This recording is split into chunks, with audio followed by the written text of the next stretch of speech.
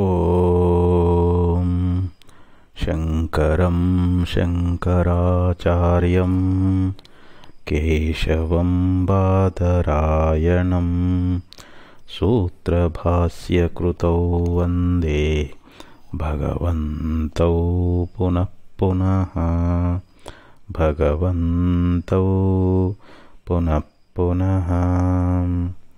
ಶ್ರೀಮಚ್ಚಂಕರ ಭಗವತ್ಪಾದಾಚಾರ್ಯರ ಅದ್ವೈತ ಸಾರ್ವಭೌಮ ಚಕ್ರವರ್ತಿ ಜಗದ್ಗುರು ಸಿದ್ಧಾರೂಢ ಮಹಾಸ್ವಾಮಿಗಳವರ, ಜಗದ್ಗುರು ಶಿವರಾಮವಧೂತರ, ಜಗದ್ಗುರು ಭಾರತೀ ಅಪ್ಪಾಜಿಯವರ ಪವಿತ್ರ ಚರಣಾರವಿಂದಗಳಲ್ಲಿ ಅನಂತಕೋಟಿ ಶಿರಸಾಷ್ಟಾಂಗ ಪ್ರಣಾಮವನ್ನು ಸಲ್ಲಿಸುತ್ತೇನೆ.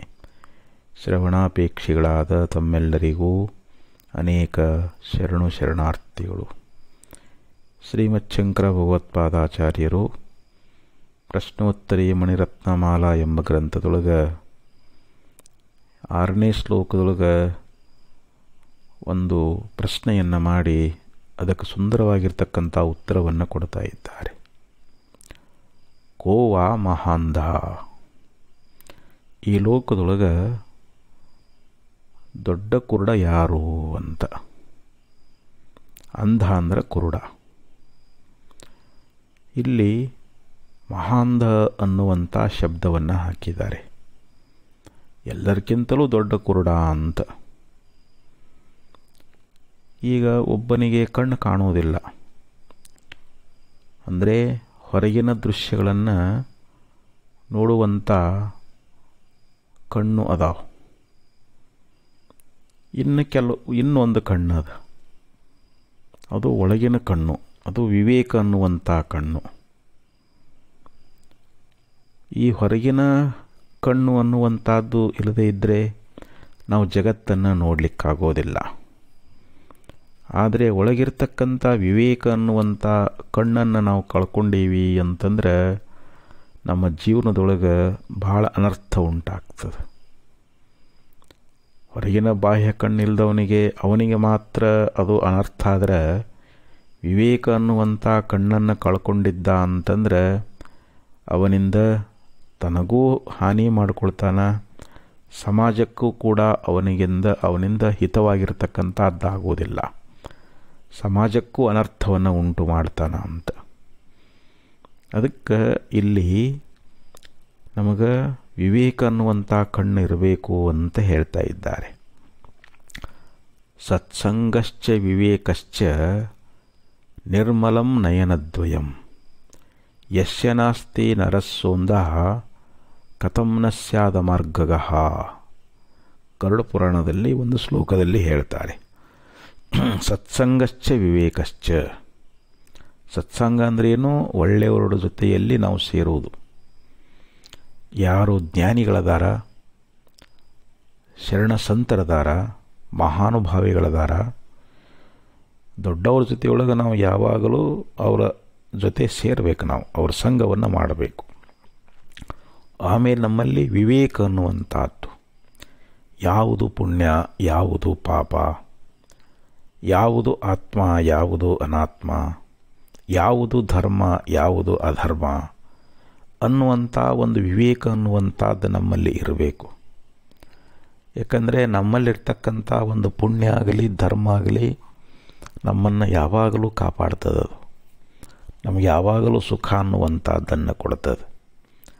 ಆದರೆ ನಮ್ಮಲ್ಲಿ ಅವಿವೇಕ ಅನ್ನುವಂಥದ್ದು ಬಂತು ಅಂತ ತಿಳ್ಕೊಡ್ರಿ, ನಾವು ಪುಣ್ಯ ಪಾಪಗಳ ವಿಚಾರಹೀನರಾದೀವಿ ಅಂತಂದರೆ ಅದನ್ನು ನಮ್ಮನ್ನು ಸ್ವೇಚ್ಛಾಚಾರಿಯಾಗಿ ಮಾಡಿಬಿಡ್ತದೆ, ನಮ್ಮಿಂದ ಅನೇಕ ಪಾಪಗಳನ್ನು ಮಾಡಿಸ್ತದೆ. ಅದಕ್ಕೆ ಮನುಷ್ಯ ಯಾವಾಗಲೂ ವಿವೇಕಿಯಾಗಿರಬೇಕು, ಒಳ್ಳೆಯವರ ಸಂಘದಲ್ಲಿರಬೇಕು. ಇವು ಎರಡೂ ಒಂದು ಸ್ವಚ್ಛವಾದ ಕಣ್ಣುಗಳಿದ್ದಂಗೆ ಅಂತ. ನಿರ್ಮಲಂ ನಯನದ್ವಯಂ ಅಂತ ಹೇಳ್ತಾರೆ. ಒಂದು ಸತ್ಸಂಗ ಮತ್ತೊಂದು ವಿವೇಕ, ಇವೆರಡೂ ನಿರ್ಮಲವಾದ ಕಣ್ಣಂತ. ಯಸ್ಯ ನಾಸ್ತಿ ನರಸ್ಸೋಂದಃ, ಯಾವನಿಗೆ ಇವು ಇಲ್ಲವೋ, ಸತ್ಸಂಗನೂ ಇಲ್ಲ ಮತ್ತು ವಿವೇಕನೂ ಇಲ್ಲ ಅಂತಂದ್ರೆ ಸೋ ಅಂದಃ ಅಂದ್ರೆ ಅವನು ಕುರುಡ ಅಂತ ಹೇಳಿಸ್ಕೊಳ್ತಾನಂತ. ಸತ್ಸಂಗ ವಿವೇಕಹೀನಾಗಿರತಕ್ಕಂಥ ಪುರುಷನೇ ಇಲ್ಲಿ ಕಣ್ಣಿದ್ರೂ ಕೂಡ ಅವನು ಕುರುಡನೇ. ಕಥಂ ನ ಸ್ಯಾದ ಮಾರ್ಗಗಃ, ಅವನು ಕೆಟ್ಟ ದಾರಿ ತುಳಿದರೆ ಅದು ಏನು ಆಶ್ಚರ್ಯ ಅಂತಾರೆ. ಅಂಥ ಮನುಷ್ಯ, ವಿವೇಕ ಮತ್ತು ಸತ್ಸಂಗ ಇಲ್ಲದೆ ಇರತಕ್ಕಂಥ ಪುರುಷ ಅಕಸ್ಮಾತ್ ಕೆಟ್ಟ ದಾರಿ ತುಳಿದ ಅಂತಂದ್ರೆ ಅದರೊಳಗೆ ಆಶ್ಚರ್ಯಪಡಬೇಕಾದಂಥದ್ದೇನೂ ಇಲ್ಲ ಅಂತ ಹೇಳಿದರು. ನೋಡ್ರಿ, ನಾವು ಮಹಾಭಾರತದೊಳಗೆ ಪ್ರಸಂಗದೊಳಗೆ ನೋಡ್ತೀವಿ. ಧೃತರಾಷ್ಟ್ರ ಅವನಿಗೆ ಹೊರಗಿನ ಕಣ್ಣು ಇದ್ದಿದ್ದಿಲ್ಲ. ಅವನಿಗೆ ಹೊರಗಿನ ಭೌತಿಕ ಕಣ್ಣು, ಹೊರಗೆ ಜಗತ್ತನ್ನು ನೋಡುವಂಥ ಕಣ್ಣು ಇದ್ದಿದ್ದಿಲ್ಲ. ಇನ್ನು ವಿವೇಕ ಅನ್ನುವಂಥ ಒಳಗಿನ ಕಣ್ಣು ಕೂಡ ಇರಲಿಲ್ಲ. ಯಾಕಪ್ಪ ಅಂತಂದ್ರೆ ಅವನು ಹಸ್ತಿನಾವತಿಯ ಮಹಾರಾಜನಾಗಿದ್ದ. ಅಲ್ಲಿ ತನ್ನ ಮಗನಾಗಿರ್ತಕ್ಕಂಥವನು ದುರ್ಯೋಧನನ ಮೇಲೆ ಅತಿಯಾದ ಮೋಹವನ್ನು ಇಟ್ಟುಕೊಂಡಿದ್ದ. ನನ್ನ ಮಗನಿಗೆ ಪಟ್ಟಾಭಿಷೇಕ ಆಗಬೇಕು ಅನ್ನುವಂಥ ಒಂದು ಮೋಹ ಅವನಲ್ಲಿ ತುಂಬಿಕೊಂಡಿತ್ತು, ಆಸೆ ಅವನಲ್ಲಿ ತುಂಬಿಕೊಂಡ್ಬಿಟ್ಟಿತ್ತು. ಯಾವ ಕೌರವರು ಪಾಂಡವರು ಸಣ್ಣವರಿರುವಾಗ ಅಲ್ಲೇ ದ್ವೇಷ ಅನ್ನುವಂಥದ್ದು ಆರಂಭ ಆಯಿತು. ಆಟ ಆಡಬೇಕಾದ್ರೆ ಈ ಭೀಮ ಒಳ್ಳೆ ಬಲಶಾಲಿಯಾಗಿದ್ದ. ಒಂದು ದಿವಸ ಮರ ಹತ್ತಿದಾಗ ಭೀಮ ಏನು ಮಾಡಿಬಿಟ್ಟ ಅಂತಂದ್ರೆ, ಯಾಕಂದರೆ ಇವನನ್ನು ಭಾಳ ಹೀಯಾಳಿಸಿದ್ರು ಭೀಮನನ್ನು. ಆ ಮರ ಅಲುಗಾಡಿಸಿಬಿಟ್ಟಿದ್ದ, ಎಲ್ಲ ಮರದಿಂದ ಹುಡುಗರು ಕೆಳಗೆ ಬಿದ್ದಿದ್ದರು. ಈ ಭೀಮ ಭಾಳ ಬಲಶಾಲಿದಾನೆ, ಹೆಂಗಾರ ಮಾಡಿ ಇವನನ್ನು ಸಾಯಿಸಬೇಕು ಅಂಥೇಳಿ ದುರ್ಯೋಧನ ಏನು ಮಾಡಿದ ಅಂತಂದ್ರೆ, ಭೀಮನಿಗೆ ವಿಷವನ್ನು ಹಾಕಿ ಅವನನ್ನು ಯಾವ ಒಂದು ಸರೋವರದೊಳಗೆ ನದಿಯೊಳಗೆ ಅವನನ್ನು ಹಾಕಿಬಿಟ್ಟ.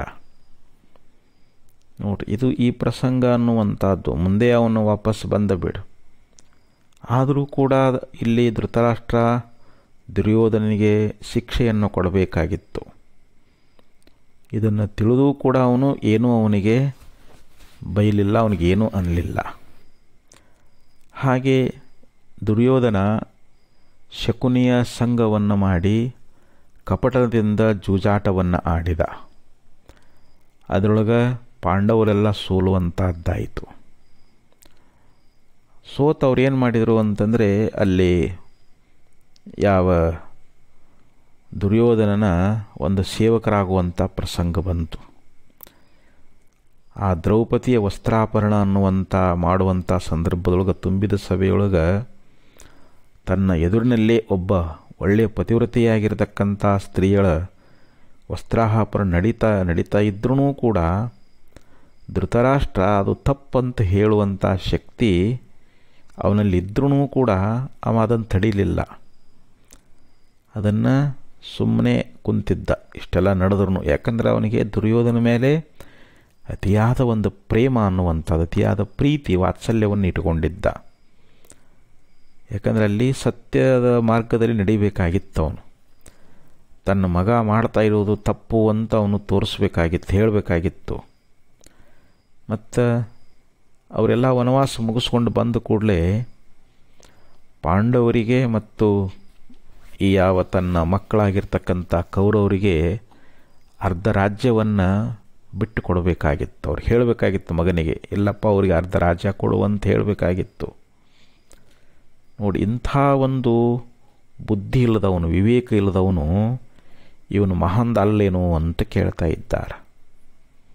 ಅಂದರೆ ನಮ್ಮೊಳಗೆ ಒಂದು ವಿತ್ತೇಷಣಾಗಲಿ, ಪುತ್ರೇಷಣಾಗಲಿ, ದಾರೇಷಣಗಳಾಗಲಿ, ಅಂದರೆ ರಾಜ್ಯ, ಸಂಪತ್ತು ಮತ್ತು ನಮ್ಮ ಪುತ್ರರೆನ್ನುವಂಥ ಈ ಮಮಕಾರ ಇವು ಯಾವನಿಗಿಲ್ಲವೋ ಅಂಥವನು ಕೂಡ ಮಹಾಂದ ಅಂತ ಕರೀತಾ ಇದ್ದಾರೆ. ಆದರೆ ಇಲ್ಲಿ ಆಚಾರ್ಯ ಏನು ಉತ್ತರ ಕೊಡ್ತಾ ಇದ್ದಾರೆ ಅಂತಂದ್ರೆ, ಯೋ ಮದನಾಂತು. ಮದನಾಂತು ಅಂತಂದ್ರೇನು? ಯಾವ ಪುರುಷನು ಕಾಮದಿಂದ ಕೂಡಿಕೊಂಡಿದ್ದಾನೋ, ಯಾವನ ಮನಸ್ಸಿನಲ್ಲಿ ಕಾಮ ಅನ್ನುವಂಥದ್ದು ಇದೆಯೋ, ಕಾಮಪೀಡಿತನಾಗಿರ್ತಕ್ಕಂಥವನು, ಅವನು ಇಲ್ಲಿ ಮಹಾಂದ ಅಂತ ಹೇಳಿಸ್ಕೊಳ್ತಾ ಇದ್ದಾನೆ, ಕುರುಡ ಅಂತ ಹೇಳಿಸ್ಕೊಳ್ತಾ ಇದ್ದಾನೆ. ಕಾಮ ಅಂತಂದ್ರೇನು? ಬಯಕೆ, ಇಚ್ಛೆ. ನಾವು ಪ್ರಾಪಂಚಿಕವಾಗಿರ್ತಕ್ಕಂಥ ಅನೇಕ ವಿಷಯಗಳನ್ನು ಬೇಡಿಕೊಳ್ತೀವಿ, ಅವುಗಳನ್ನು ಆಸೆ ಮಾಡ್ತೀವಿ, ಅವುಗಳನ್ನು ಬಯಸ್ತಾ ಇದ್ದೀವಿ. ಕಾಮ ಅನ್ನಲಿಕ್ಕೆ ಇನ್ನೊಂದು ಅರ್ಥ ಏನು ಅಂತಂದರೆ ಸ್ತ್ರೀ ಸಂಘವನ್ನು ಬಯಸುವಂಥದ್ದು, ಸ್ತ್ರೀಯಲ್ಲಿ ಆಸಕ್ತಿಯನ್ನು ಹೊಂದುವಂಥದ್ದು. ಇದು ಕೂಡ ಕಾಮ ಅಂತ ಹೇಳಿಸ್ಕೊಳ್ತದೆ. ಸ್ವಸ್ತ್ರೀಯನ್ನು ಬಿಟ್ಟು ಪರಸ್ತ್ರೀಯಲ್ಲಿ ಅನುರಕ್ತವಾಗುವಂಥದ್ದೇನಾದ ಇದು ಕಾಮ ಅಂತ ಹೇಳಿಸ್ಕೊಳ್ತದೆ. ಈ ಕಾಮ ಅನ್ನುವಂಥದ್ದು ಜೀವನನ್ನು ಕುರುಡನನ್ನಾಗಿ ಮಾಡಿಬಿಡ್ತದೆ. ಅದಕ್ಕೆ ಯಾಕಂದರೆ ಅತಿಶಯವಾಗಿರ್ತಕ್ಕಂಥ ಕಾಮಾಸಕ್ತಿ ಯಾವನಿಗಿರ್ತದೋ ಅವನಲ್ಲಿ ಜ್ಞಾನ ಇರಂಗಿಲ್ಲ, ಅವನಲ್ಲಿ ವಿವೇಕ ಇರಂಗಿಲ್ಲ. ನಾ ಇದು ಮಾಡ್ತಾ ಇರುವುದು ಇದು ಪಾಪ ಅಂತ ಅನಿಸೋದಿಲ್ಲ, ಇದು ನನಗೆ ಅನರ್ಥ ಮಾಡ್ತದೆ ಅಂತ ಅವನು ತಿಳ್ಕೊಳ್ಳೋದೇ ಇಲ್ಲ. ಅವನು ಕಾಮದಿಂದ ಪೀಡಿತನಾಗಿ ಮಾಡಬಾರದಂಥ ಅನೇಕ ಪಾಪಕೃತ್ಯಗಳನ್ನು ಮಾಡ್ತಾ ಇದ್ದಾನೆ. ಕಾಮಾತುರಾಣಾಂ ನ ಭಯಂ ನ ಲಜ್ಜಾ ಅಂತ ಹೇಳ್ತಾರೆ. ಕಾಮಾತುರನಾಗಿರ್ತಕ್ಕಂಥ ಪುರುಷನಿಗೆ ಭಯವೂ ಇರುವುದಿಲ್ಲ, ಅವನಿಗೆ ಲಜ್ಜೆಯೂ ಇರುವುದಿಲ್ಲ ಅಂತ ಹೇಳ್ತಾ ಇದ್ದಾರೆ. ಅದಕ್ಕೆ ಇಲ್ಲಿ ನಿಜವಾದ ಒಂದು ಶೂರತನ ಯಾವುದು ಅಂತಂದರೆ ವೀರವಾವುದು ಕಂತು ವಿಜಯ. ಅಂದರೆ ನಾವು ಮನ್ಮಥನನ್ನು ಜಯಿಸ್ತಕ್ಕಂಥದ್ದೇನಾದ ಇದೇ ಇಲ್ಲಿ ಬಹಳ ಶೂರ ಅಂತ ಹೇಳಿಸ್ಕೊಳ್ತಾನೆ. ಯಾವನು ಮನ್ಮಥನನ್ನು ಜಯಿಸಿದ್ದಾನೋ, ಯಾವನು ಕಾಮವನ್ನು ಗೆದ್ದಿದ್ದಾನೋ ಅವನೇ ಇಲ್ಲಿ ಅತ್ಯಂತ ಶೂರ ಅಂತ ಹೇಳಿಸ್ಕೊಳ್ತಾ ಇದ್ದಾನೆ. ಅದಕ್ಕೆ ನಿಜಮನಸ್ಸುಗಳು ಹೇಳ್ತಾರ, ದುರುಳ ಕಂತುವಿನ ಕಾತುರವನು ತಡೆಯುವುದೇ ಚಂದಮಮ. ದುರುಳನಾಗಿರ್ತಕ್ಕಂಥ ಕಂತು ಅಂದರೆ ಮನ್ಮಥ. ಮನ್ಮಥ ಬಹಳ ದುರುಳದಾನ, ದುಷ್ಟದಾನ. ಅಂಥ ಮನ್ಮಥನ ಒಂದು ಕಾತುರವನ್ನು ಅದನ್ನು ನಿಗ್ರಹಿಸುವಂಥದ್ದೇ ಜೀವನಿಗೆ ಯೋಗ್ಯ ಅಂತ ಹೇಳ್ತಾರೆ. ಅಂದರೆ ನಮ್ಮಲ್ಲಿ ಕಾಮ ಉತ್ಪತ್ತಿಯಾದಾಗ ಅದನ್ನು ನಾವು ವಿಚಾರ ಮೂಲಕವಾಗಿ ವಿವೇಕದಿಂದ ಅದನ್ನು ನಾವು ನಿಗ್ರಹಿಸಬೇಕು ಅಂತ ಹೇಳ್ತಾರೆ. ಯಾಕಂದರೆ ಆ ಕಾಮ ಏನು ಮಾಡ್ತದೆ, ನಮ್ಮಿಂದ ಅನಾಚಾರವನ್ನು ಮಾಡಿಸ್ತದೆ, ಅದರಿಂದ ನಮಗೆ ಪಾಪವನ್ನು ಮಾಡಿಸ್ತದೆ. ಅದಕ್ಕೆ ಅದನ್ನು ನಾವು ಯಾವಾಗಲೂ ಅದನ್ನು ನಿಗ್ರಹಿಸಿದ್ದೀವಿ ಅಂದರೆ ನಾವು ಪರಮಾತ್ಮನ ಧ್ಯಾನವನ್ನು ಮಾಡಿ, ಭಗವತ್ ಚಿಂತನವನ್ನು ಮಾಡಿ, ನಮ್ಮ ಮನಸ್ಸಿಗೆ ಒಳ್ಳೆಯ ಸದ್ಬೋಧೆಯನ್ನು ಉಪದೇಶ ಮಾಡಿ ಆ ಒಂದು ಕಾಮಭಾವದಿಂದ ನಾವು ನಿವೃತ್ತರಾದೀವಿ ಅಂತಂದರೆ ನಮ್ಮಲ್ಲಿ ವಿವೇಕ ಅನ್ನುವಂಥದ್ದು, ಜ್ಞಾನ ಅನ್ನುವಂಥದ್ದು ನಮಗೆ ಮೂಡ್ತದೆ ಅಂತ. ಅದಕ್ಕೆ ಇಲ್ಲಿ ರಾವಣ ನೋಡ್ರಿ, ಆ ಕಾಮಾತುರನಾಗಿ ತನ್ನ ಮಡದಿಯಾಗಿರ್ತಕ್ಕಂಥ ಮಂಡೋದರಿ ಇದ್ರೂ ಕೂಡ ಸೀತಾದೇವಿಯ ರೂಪಕ್ಕೆ ಮೋಹಿತನಾಗಿ ಬಿಟ್ಟ. ಯಾಕಂದ್ರೆ ಅಲ್ಲಿ ಸೀತಾ ಸಂಯೋರವಾದಾಗ ಸೀತೆಯನ್ನು ನೋಡಿ ಅವನು ಕಾಮಪೀಡಿತನಾಗಿದ್ದ. ಹೇಗಾದರೂ ಮಾಡಿ ಇವಳನ್ನು ಅಪಹರಣ ಮಾಡಬೇಕು ಅಂತ ಮನಸ್ಸಿನೊಳಗೆ ಇಟ್ಟುಕೊಂಡಿದ್ದ. ಯಾಕಂದರೆ ಅವನಿಗೆ ಶಿವಧನುಸ್ಸು ಎತ್ತಕ್ಕಾಗಲಿಲ್ಲ, ಅಪಮಾನಿತನಾಗಿ ಹೋದ. ಇವರು ಯಾವಾಗ ರಾಮ ಮತ್ತು ಲಕ್ಷ್ಮಣ ಸೀತಾ ಸಮೇತರಾಗಿ ಅರಣ್ಯವಾಸದಲ್ಲಿರಬೇಕಾದರೆ ಸೀತೆಯನ್ನು ರಾವಣ ಮೋಸದಿಂದ ಅಪಹರಿಸಿಕೊಂಡು ಹೋದ. ನೋಡಿ, ಅಲ್ಲಿ ಮಂಡೋದರಿ ಬಂದು ಉಪದೇಶ ಮಾಡ್ತಾಳೆ, ನೋಡು ಸೀತಾದೇವಿಯನ್ನು ನೀನು ಅಪಹರಿಸಿಕೊಂಡು ಬಂದದ್ದು ದೊಡ್ಡ ಅಪರಾಧ ಆಗ್ಯದ, ನೀನು ಹೇಗಾದರೂ ಮಾಡಿ ಅವಳನ್ನು ರಾಮನಿಗೆ ಒಪ್ಪಿಸು, ಅವ ಕ್ಷಮಾ ಮಾಡ್ತಾನೆ, ಇದರಿಂದ ನಿನಗೆ ಭಾಳ ಅನರ್ಥ ಆಗ್ತದ ಅಂಥೇಳಿ ಮಂಡೋದರಿ ಉಪದೇಶ ಮಾಡಿದ್ಲು. ಅವಳು ನಿನಗೆ ತಾಯಿ ಸಮಾನ ಅಂತ ಹೇಳಿದ್ಲು. ಆದರೂ ಕೂಡ ರಾವಣನ ಮನಸ್ಸು ಬದಲಾಗಲಿಲ್ಲ. ಆಕೆಯ ಮನಸ್ಸನ್ನು ಒಲಿಸಿಕೊಳ್ಳಲಿಕ್ಕೆ ಬಹಳಷ್ಟು ಪ್ರಯತ್ನವನ್ನು ಮಾಡಿದ. ಅಲ್ಲಿ ವಿಭೀಷಣನೂ ಕೂಡ ಹಿತೋಪದೇಶವನ್ನು ಮಾಡಿದ. ರಾವಣಿಗೆ ಹೇಳಿದ, ಬೇಡ, ಇದು ಒಳ್ಳೆಯದಲ್ಲ, ಸೀತಾದೇವಿಯನ್ನು ಹೋಗಿ ರಾಮನಿಗೆ ಒಪ್ಪಿಸಿ ಬಾ, ನೀನು ಅಪಹರಣ ಮಾಡಿದ್ದು ಯೋಗ್ಯ ಅಲ್ಲ ಇದು ಇದು ಒಳ್ಳೆಯ ಕೆಲಸ ಅಲ್ಲ ಅಂಥೇಳಿ ವಿಭೀಷಣನು ಕೂಡ ಉಪದೇಶ ಮಾಡಿದ. ಕುಂಭಕರ್ಣನು ಕೂಡ ಹೇಳ್ತಾನೆ. ಇಷ್ಟಾದ್ರೂ ಕೂಡ ರಾವಣನಲ್ಲಿರ್ತಕ್ಕಂಥ ಕಾಮಗುಣ ಅನ್ನುವಂಥದ್ದು ಹೋಗಲಿಲ್ಲ. ಅವನು ಮದಾಂಧನಾಗಿದ್ದ, ಅಂದರೆ ಕಾಮಪೀಡಿತನಾಗಿದ್ದ, ಅವನಲ್ಲಿ ವಿವೇಕ ಉಳಿದಿದ್ದಿಲ್ಲ. ಹೀಗಾಗಿ ರಾವಣ ಯುದ್ಧದೊಳಗೆ ಅವನು ಸಾವನ್ನು ಹೊಂದಿದ. ಅಂಥ ಒಳ್ಳೆಯ ಧೀರ ಶೂರ, ಅವನು ಮಹಾನ್ ಪಂಡಿತನಾಗಿದ್ದ. ಆದ್ರೂ ಕೂಡ ಇದು ಒಂದು ಗುಣದಿಂದ ಅವನಿಗೆ ವಿನಾಶ ಅನ್ನುವಂಥದ್ದಾಯಿತು ಅಂತ ಹೇಳ್ತಾರೆ. ಹಾಗೆ ಕೀಚಕನೂ ಕೂಡ ದ್ರೌಪದಿಯಲ್ಲಿ ಆಸಕ್ತನಾದ. ಅವನೂ ಕೂಡ ಕಾಮಪೀಡಿತನಾದ. ಆಕೆಯನ್ನು ಭಾಳ ಕಾಡಲಿಕ್ಕತ್ತಿದ. ದ್ರೌಪದಿಯನ್ನು ಒಲಿಸಿಕೊಳ್ಳಲಿಕ್ಕೆ ಏನೆಲ್ಲ ಪ್ರಯತ್ನ ಮಾಡಿದ. ದ್ರೌಪದಿಗೆ ಆ ಕೀಚಕನ ಪೀಡೆ ಸಹಿಸಲಿಕ್ಕಾಗಲಿಲ್ಲ. ಅಲ್ಲಿ ತಮ್ಮ ಪತಿಗಳಾಗಿರತಕ್ಕಂಥ ಯಾವ ಅರ್ಜುನ ಎಲ್ಲರಿಗೂ ಹೇಳಿದ್ಲಕ್ಕೆ. ಕೊನೆಗೆ ಭೀಮ ಹೇಳ್ತಾ ಇದ್ದಾನ, ಏನಿಲ್ಲ ಅವನಿಗೆ ಏಕಾಂತದಲ್ಲಿ ಬರಲಿಕ್ಕೆ ಹೇಳು, ನಾನು ಸರಿಯಾಗಿ ಶಿಕ್ಷೆ ಮಾಡ್ತೀನಿ ಅಂತೇಳಿ ಹೇಳಿದ. ಆವಾಗ ದ್ರೌಪದಿ ಏಕಾಂತದಲ್ಲಿ ಕೀಚಕನನ್ನು ಕರೀತಾ ಇದ್ದಾಳೆ ಮಧ್ಯರಾತ್ರಿಯೊಳಗೆ. ಇವನು ಕಾಮಾತುರನಾಗಿರ್ತಕ್ಕಂಥ ಕೀಚಕ ಏನು ಮಾಡಿದ, ಆ ಏಕಾಂತ ಸ್ಥಾನಕ್ಕೆ ಹೋದಾಗ ಅಲ್ಲಿ ಭೀಮ ಸಿರಿ ಉಟ್ಕೊಂಡು ಕುಂತಿದ್ದ. ದ್ರೌಪದಿನೇ ಅಂತ ಅವ ತಿಳ್ಕೊಂಡ. ಆದರೆ ಭೀಮ ಅಲ್ಲಿ ಏನು ಮಾಡಿಬಿಟ್ಟ ಅಂತಂದರೆ ಕೀಚಕನನ್ನು ಗುದ್ದಿ ಕೊಂದು ಹಾಕಿಬಿಟ್ಟ. ಕೀಚಕನಿಗೆ ಆ ದ್ರೌಪದಿಯ ಮೇಲಿರ್ತಕ್ಕಂಥ ಕಾಮಾಸಕ್ತಿಯಿಂದ ಅವನಿಗೆ ಮರಣ ಅನ್ನುವಂಥದ್ದಾಯಿತು ಅಂತ ಹೇಳ್ತಾರೆ.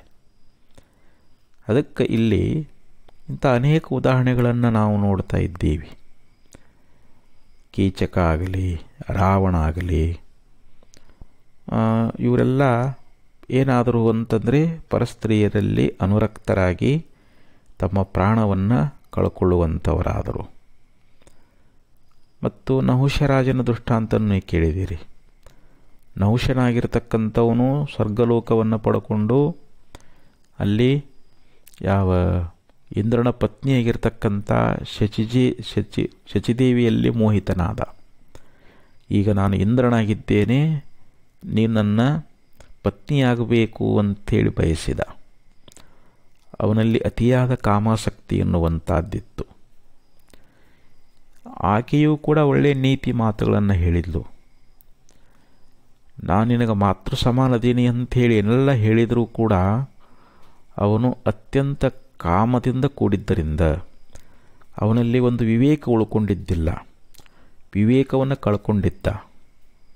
ಹೀಗಾಗಿ ಅವನು ಮದಾಂಧನಾಗಿ ಬಿಟ್ಟಿದ್ದ, ಅಂದರೆ ಅವನಿಗೆ ಕುರುಡನಾಗಿ ಬಿಟ್ಟಿದ್ದ. ಕಾಮದಿಂದ ಅವನಿಗೆ ಕುರುಡುತನ ಬಂದುಬಿಟ್ಟಿತ್ತು.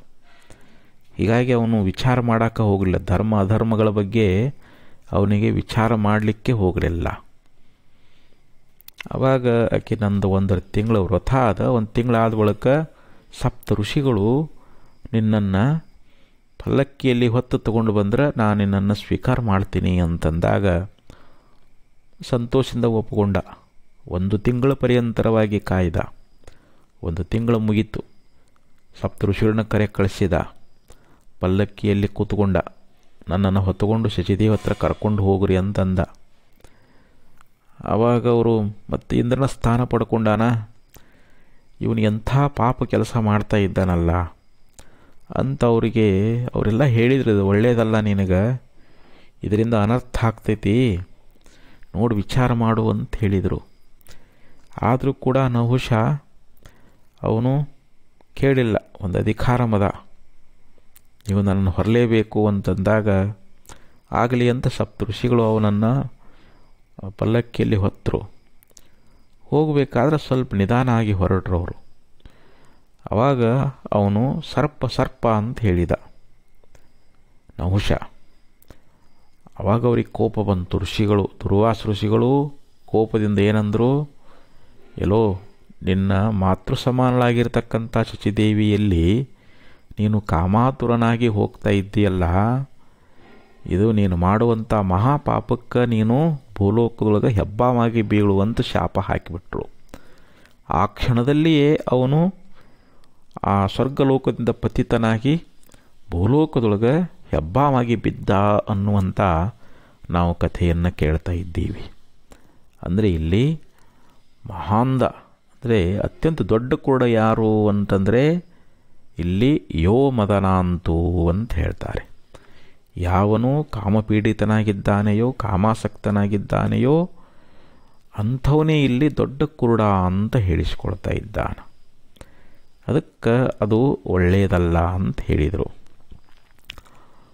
ಅದಕ್ಕೆ ನೀತಿಕಾರನು ಕೂಡ ಒಂದು ಶ್ಲೋಕದಲ್ಲಿ ಹೇಳ್ತಾ ಇದ್ದಾನೆ.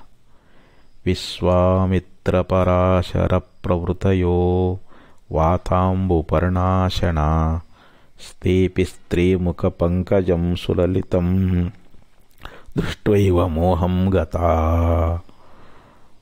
ಶಾಲನ್ನಂ ಸಗೃತಂ ಪಯೋದಧಿಯುತಂ ಭುಂಜಂತಿ ಯೇ ಮಾನವಾ ತೇಷಾಮಿಂದ್ರಿಯ ನಿಗ್ರಹೋ ಯದಿ ಭವೇತ್ ವಿಂಧ್ಯಸ್ತರೇತ್ ಸಾಗರಂ. ನೀತಿಕಾರ ಒಂದು ಶ್ಲೋಕದಲ್ಲಿ ಬಹಳ ಸುಂದರವಾಗಿ ನಮಗೆ ಉಪದೇಶ ಅನ್ನುವಂಥದ್ದನ್ನು ಮಾಡ್ತಾ ಇದ್ದಾನೆ. ವಿಶ್ವಾಮಿತ್ರ ತಪಸ್ಸನ್ನು ಮಾಡಿ ನಾನು ರಾಜರ್ಷಿಯಾಗಬೇಕು ಅಂತ ತಿಳ್ಕೊಂಡು ಘೋರವಾಗಿರ್ತಕ್ಕಂಥ ತಪಸ್ಸನ್ನು ಮಾಡುವಂಥವರಾದರು. ಅನೇಕ ವರ್ಷಗಳ ಪರ್ಯಂತರವಾಗಿ ತಪಸ್ಸನ್ನುವಂಥದ್ದು ನಡೀತು.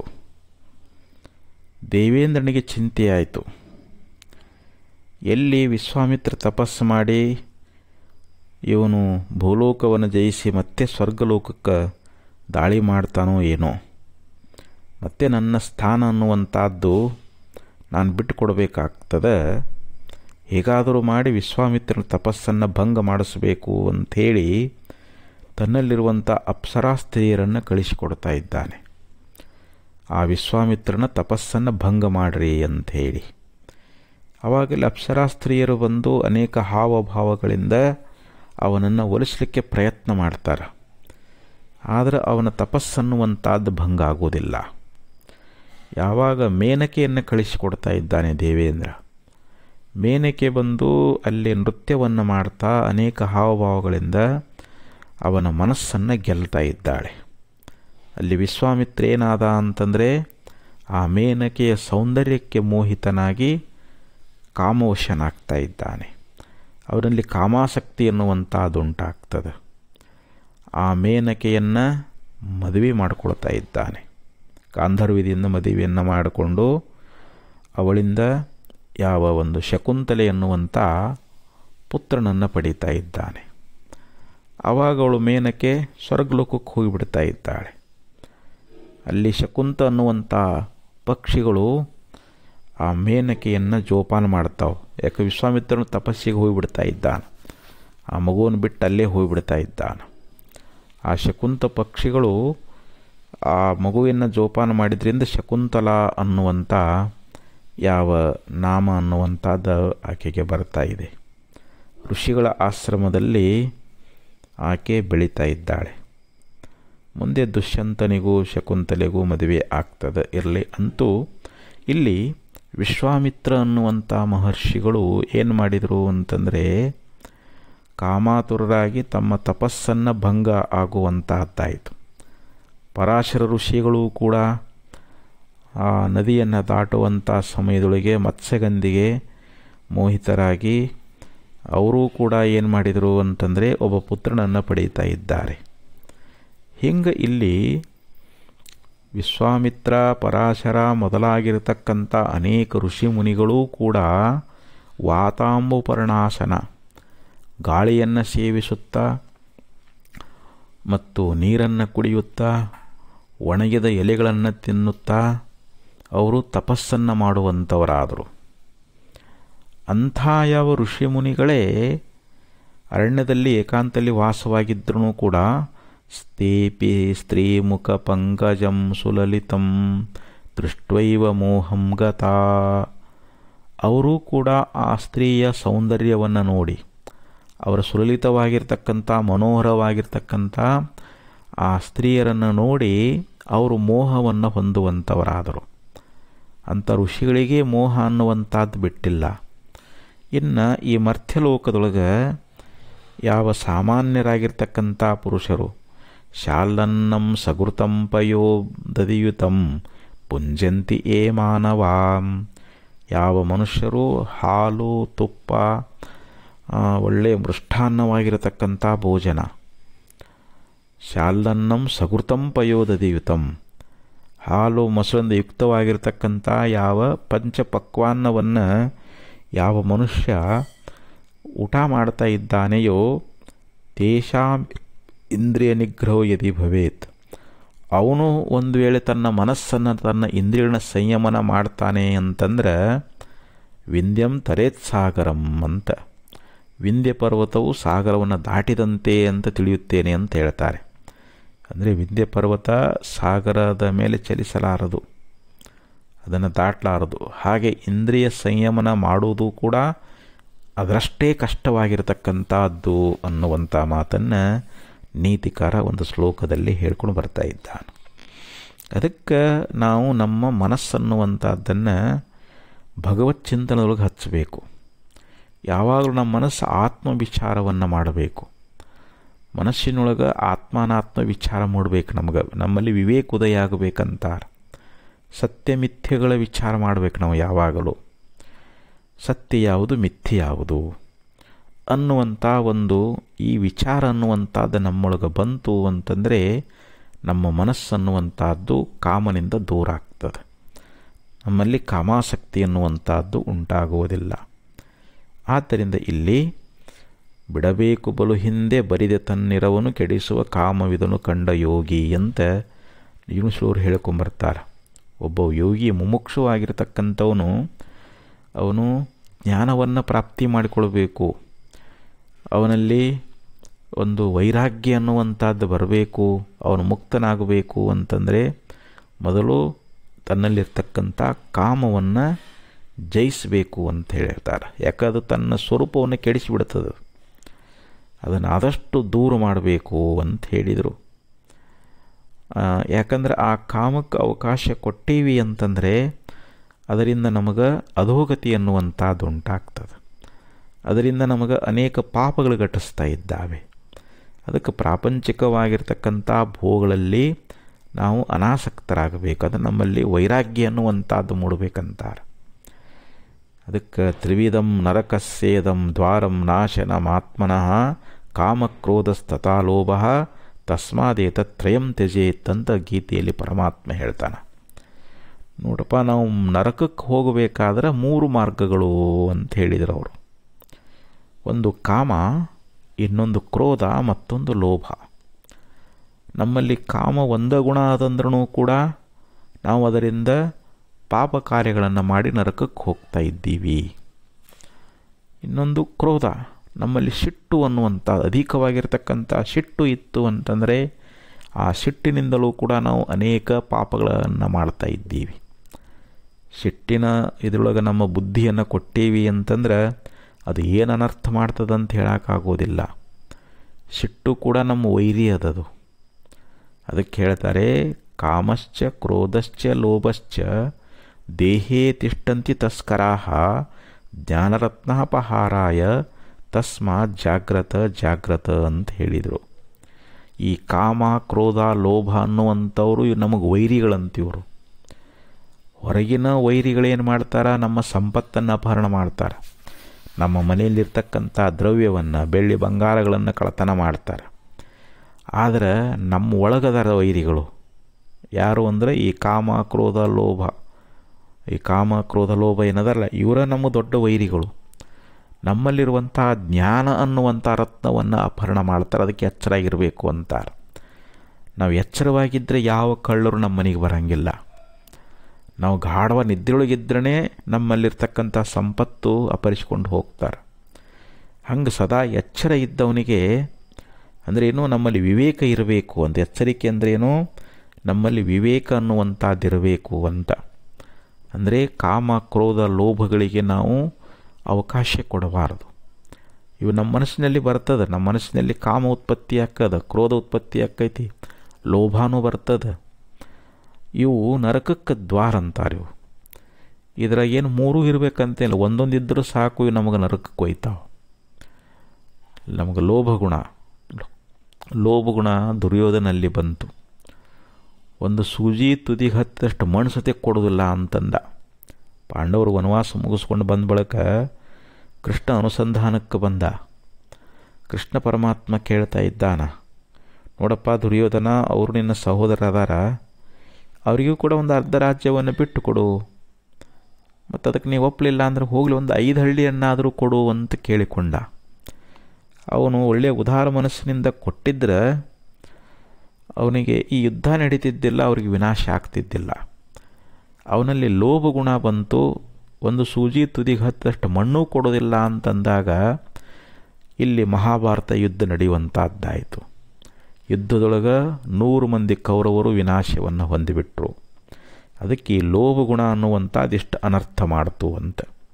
ಅದಕ್ಕಿಲ್ಲಿ ಕಾಮ ಆಗಲಿ, ಕ್ರೋಧ ಆಗಲಿ, ಲೋಭ ಆಗಲಿ, ಇವು ನರಕದ ದ್ವಾರ. ಇವುಗಳನ್ನು ಮನುಷ್ಯನು ಆದಷ್ಟು ದೂರ ಮಾಡಬೇಕು, ಇವುಗಳನ್ನ ತ್ಯಾಗ ಮಾಡಬೇಕು ಅನ್ನುವಂಥ ವಿಚಾರವನ್ನು ಭಗವಂತನೂ ಕೂಡ ಇಲ್ಲಿ ಹೇಳ್ಕೊಂಡು ಬಂದಾನ. ಅದಕ್ಕೆ ನಮ್ಮಲ್ಲಿ ವಿವೇಕ ಅನ್ನುವಂಥ ಕಣ್ಣು ಬೇಕಂತಾರ. ನಮ್ಮಲ್ಲಿರ್ತಕ್ಕಂಥ ಕಾಮ ಅನ್ನುವಂಥದ್ದನ್ನು ನಾವು ತರಿಬೇಕು. ಆ ಕಾಮ ಉಳ್ಳವನೇ ಇಲ್ಲೇನಾಗಿದ್ದಾನ ಅಂತಂದರೆ ಅವನು ದೊಡ್ಡ ಕುರುಡ ಇದ್ದಂಗ ಅಂತ.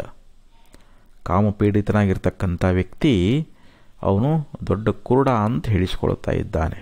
ಕೋವಾ ಮಹಾಂಧಃ ಯೋ ಮದನಾಂತು ಅಂತ ಹೇಳಿದರು.